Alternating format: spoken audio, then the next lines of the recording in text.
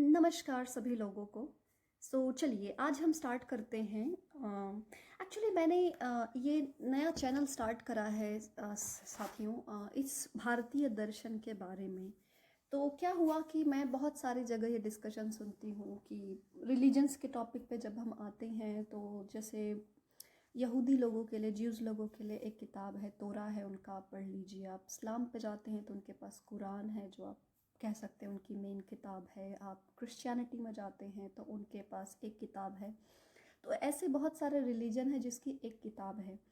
जब आप हिंदुइज़्म पे आते हैं, सनातन पर आते हैं, तो बहुत सारे लोग, फिर लोग बोलते हैं कि गीता हमारी मेन किताब है। कुछ लोग रामचरितमानस बोलते हैं। मोस्टली लोग गीता पे समहाउ अपना बना लेते हैं, बट सब एग्री नहीं कर पाते उस बात पे। और ऑल्सो क्योंकि ये रिलीजन जो है, इसको खैर इसको हम रिलीजन बहुत सारे लोग मानते हैं। जो इस धर्म को अच्छे से समझता है वह रिलीजन मानता भी नहीं है इस बात को।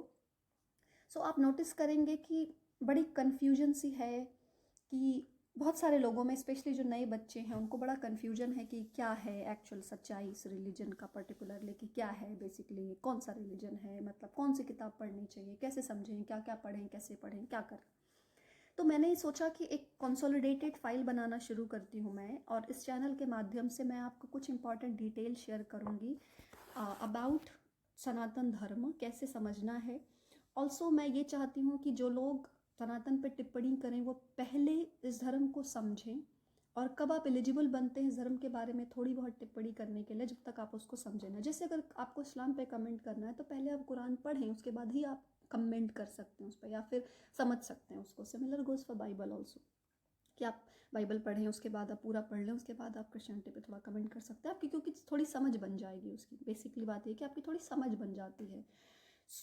इसीलिए मुझे लगा कि पहले हम अपने पहले इस सेशन में मैं आपको ये बताऊंगी कि अगर आपको अपनी अंडरस्टैंडिंग बनानी है तो आपको एटलीस्ट शुरुआत कहाँ से करनी चाहिए, और एटलीस्ट कितना पढ़ लेना चाहिए, ताकि आपकी ठीक ठाक समझ बन जाए, ताकि आप सनातन के बारे में कभी बात कर पाएँ। देखिए, सनातन धर्म जो है वो बहुत ही विश्व का बहुत पुराना धर्म है। और क्योंकि हमारा इतिहास बहुत पुराना है, हमारा जो ये धर्म है वो इतना पुराना है, इसीलिए हमारे ओवर टाइम हमारे पास बहुत सारे ग्रंथ भी हैं। हमने शोध भी बहुत करे हैं। ये धर्म ऐसा है जो शोध के लिए जाना जाता है। हम हमेशा अपने आप को हम अपनी कुरीतियों को निकालने का प्रयास करते हैं। चलिए, अगर कोई व्यक्ति सनातन धर्म को अच्छे से समझना चाहता है तो उसको क्या क्या पढ़ लेना चाहिए, बिना कमेंट किए। मतलब अगर आप कुछ कहना चाहते हैं तो पहले आप अपनी अंडरस्टैंडिंग तो बनाइए, तब तो आप कुछ कहेंगे। तो देखिए, इस धर्म का जो स्टार्टिंग होता है वो वेदों से होता है। अगर आपको सबसे पहले अगर स्टार्ट करनी है, किसी को बहुत अच्छे से अगर सनातन को समझना है, तो आपको जो स्टार्ट करना चाहिए वो आपको वेदों से शुरुआत करनी चाहिए। अगर आप ठीक ठाक वेद समझ गए तो आगे की सारी चीज़ें आप बहुत आसानी से समझ जाएंगे। प्रॉब्लम यह है कि वेद जो हैं वो संस्कृत भाषा में लिखे गए हैं, और आपको पता है कि बहुत जो भाषा संस्कृत है वह देवी भाषा भी बोली जाती है। दैवीय भाषा भी इसलिए बोली जाती है क्योंकि बहुत कम लोग हैं जो संस्कृत बोलते हैं। तो अगर आप संस्कृत भाषा को जानते हैं तब आपके लिए वेद को समझना बहुत एटलीस्ट आसान हो जाएगा। लेकिन हिंदी में भी और इंग्लिश में भी आपको बहुत सारी कॉपियाँ मिलती हैं, तो उस पर भी कोशिश की जा मतलब आप कर सकते हैं कोशिश उसको पढ़ने की। 4 वेद हैं जिसको आपको पढ़ना चाहिए। पहला है ऋग्वेद, ये स्टार्ट होता है ऋग्वेद। उसके बाद सेकंड वेद है जो अथर्ववेद, तीसरा है सामवेद, एंड चौथा है यजुर्वेद। तो आप इन 4 वेदों को आप शुरुआत करें पढ़ने के लिए। जब आप इन वेदों को पढ़ लेंगे तो आपकी ठीक ठाक अंडरस्टैंडिंग कही जाती है बन जाएगी। दो it is very difficult, but अगर किसी को समझना है सनातन धर्म तो उनको शुरुआत यहाँ से करनी चाहिए। आफ्टर वेद, हमारे जो सनातन में दूसरे नंबर पे आते हैं वो आते हैं उपनिषद। इनको वेदांत भी कहा जाता है, क्योंकि जो वेदों का, मैं ये नहीं कहूँगी कि वेदों का सार, लेकिन जो वेदों का अंतिम भाग है वो आता है आपका उपनिषद में। तो इसीलिए उपनिषदों को पढ़ना ज़रूरी है जब एक बार आप वेद पढ़ लें। तो ये भी एक इंटरेस्टिंग बात है कि जो सारे उपनिषद हैं, क्योंकि ये वेदों से रिलेटेड हैं, तो इसीलिए ये सारे जो उपनिषद हैं वो किसी न किसी वेद से रिलेटेड होते हैं। लेकिन अगर आपको वेद पढ़ लिया आपने, तो उसके बाद आपको उपनिषद पढ़ने चाहिए। जो उपनिषद में केन उपनिषद, प्रश्न उपनिषद, ईशावास्य उपनिषद, कठोपनिषद, बृहदारण्यक उपनिषद, छांदोग्य उपनिषद, मांडूक्य उपनिषद, मुंडक उपनिषद, आइत्रीय उपनिषद, तैत्रीय उपनिषद, आर्षेय ब्राह्मण उपनिषद, श्वेतातरो उपनिषद एंड मैत्रेयाणी उपनिषद। ये 13 उपनिषद जो हैं, अगर आप इन 13 उपनिषदों को पढ़ लेंगे, ऐसे तो 108 उपनिषद कहे जाते हैं, बट ये जो 13 उपनिषद है वो मेन है। बाकी उपनिषदों पे अगर आप जाएंगे तो वो इसी उपनिषद से कहीं कहीं लिए गए हैं, ये मेन उपनिषदों में, जिसमें बृहदारण्यक बहुत बड़ा उपनिषद है। बृहदारण्यक और छांदोग्य उपनिषद जो है वो बहुत बड़ा उपनिषद है। आपका जो मांडूक्य उपनिषद है वो थोड़ा छोटा है। मांडूक्य उपनिषद सबसे छोटा उपनिषद है, और ऑल्सो आपका जो केन उपनिषद है ये भी थोड़े छोटे उपनिषद में आते हैं। एक बार आपने जब उपनिषद पढ़ लिया, ये 13 उपनिषद पढ़ लिए, वेद पढ़े, उपनिषद पढ़े, उसके बाद फिर आप जाएं थोड़े अदर धर्म ग्रंथों को पढ़ने के लिए, जो अदर स्क्रिप्चर हैं जिसको आप पढ़ने पे आएंगे। तो आपको शुरुआत करनी चाहिए वाल्मीकि रामायण से। वाल्मीकि रामायण जो है वो रामचरित, जो रामचंद्र हैं हमारे राजा राम, उनकी पूरी जीवनी पर आधारित है। तो उसके बाद आप पढ़िए वाल्मीकि रामायण को। अगेन वाल्मीकि रामायण जो है वो संस्कृत में लिखी गई है, ऋषि वाल्मीकि, और इसके हिंदी वर्जन भी अवेलेबल है, इंग्लिश वर्जन भी अवेलेबल है, ढूंढने पर मिल ही जाएंगे आपको, तो पढ़ना चाहिए। रामायण पढ़ने के बाद तुलसीदास जी के द्वारा लिखी गई जो बुक है, जो ग्रंथ है, वो है रामचरितमानस, जिसमें राम के चरित्रों का वर्णन, राम के जो चरित्र हैं उनको वर्णन किया गया है, तो उसको भी पढ़ना बहुत अति आवश्यक है। उसके बाद जो तीसरा ग्रंथ आता है वो आता है Mahabharat.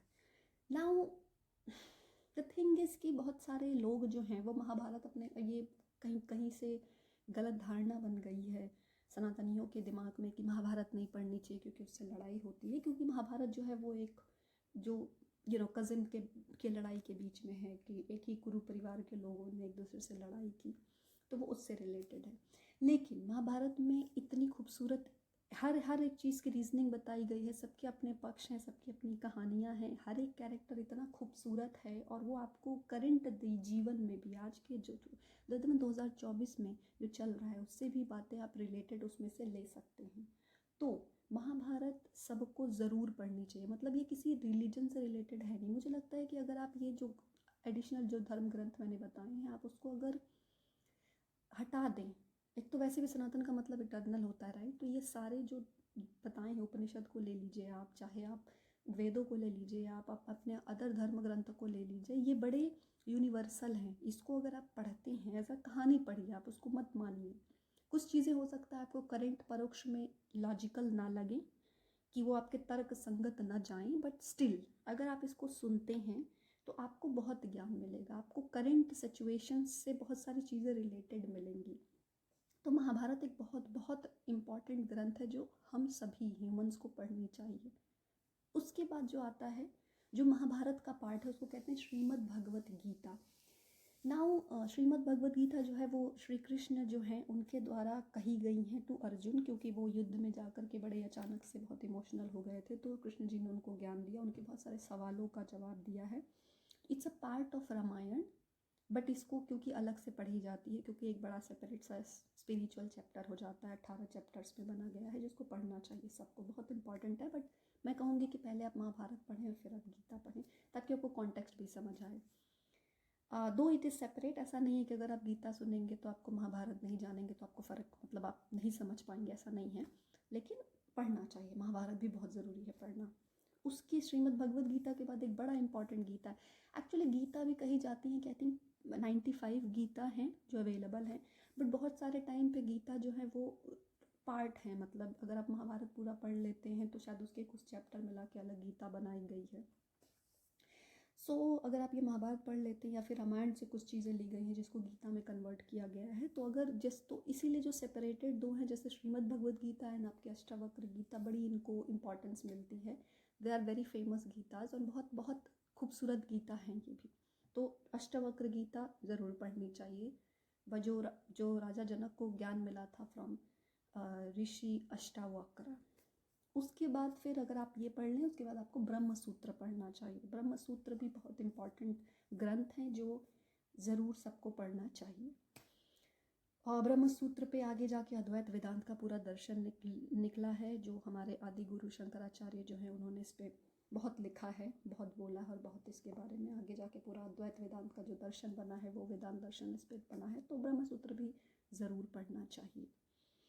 Okay, after reading all this, जब आप वेद पढ़ लेंगे, उपनिषद पढ़ लेंगे और ये सारे धर्म ग्रंथ पढ़ लेंगे, उसके बाद जो आखिरी हैं, आखिरी तो नहीं लेकिन हाँ उसके बाद आपको और अपनी अंडरस्टैंडिंग बढ़ाने के लिए फिर आप जा कर के भारतीय दर्शन पढ़ सकते हैं।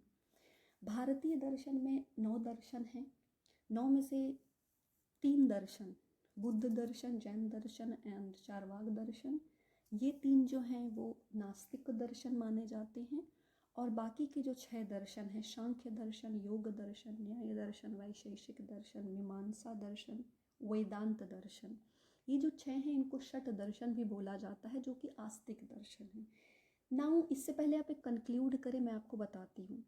हमने बॉलीवुड पिक्चरों में देखा है कि अमिताभ बच्चन ऐसे कि मैं मंदिर नहीं जाऊँगा, और वो सोचता है कि भगवान को नहीं मानता। जो इंसान भगवान को नहीं मानता है वह नास्तिक हो गया। और ये सेमेटिक धर्मों में भी है, जैसे आप क्रिश्चियनिटी में और आप इस्लाम में देखेंगे तो वहाँ पे है कि अगर आप गॉड को नहीं मानते हैं तो आप नास्तिक हैं, अगर आप गॉड को मानते हैं तो आप आस्तिक हैं। लेकिन सनातन धर्म में ऐसा नहीं है। सनातन धर्म में क्योंकि हमारा जो आखिरी सत्ता है वो हम मोक्ष को मानते हैं, हमारे जीवन का लक्ष्य है जो मोक्ष है, इसीलिए हमारे यहाँ जो गॉड की परी जो कल्पना है वो हमारे यहाँ उस तरीके से नहीं है।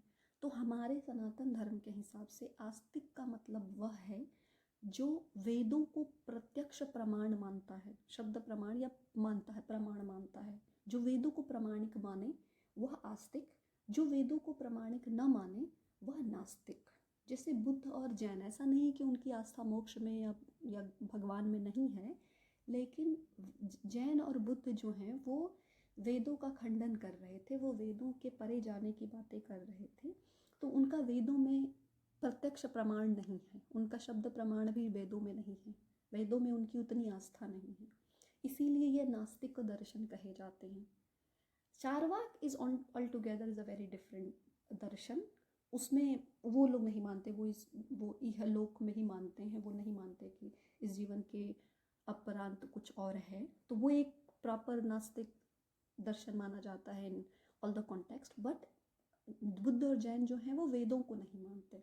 ऑफ कोर्स चारवाक भी नहीं मानते, बट चारवाक का फिर ये है कि भगवान नाम की कोई चीज़ नहीं होती और कुछ चीज़ नहीं होती।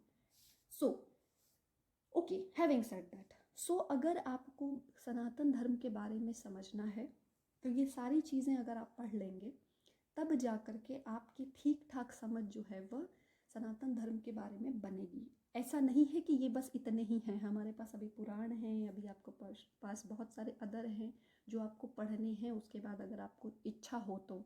लेकिन अगर आपको बेसिक अंडरस्टैंडिंग करनी है सनातन धर्म के बारे में तो एटलीस्ट अगर आप इतना पढ़ लें तो आपकी ठीक ठाक समझ सनातन के बारे में बन जाएगी। हमारे पास बहुत सारे पुराण भी हैं, विष्णु पुराण है, शिव पुराण है, भागवत पुराण है, बहुत सारे पुराण भी हैं जो आप पढ़ सकते हैं। लेकिन स्टार्टिंग अगर आपको करनी है इस धर्म को समझने के लिए तब आपको स्टार्ट करनी चाहिए इन सब ग्रंथों से।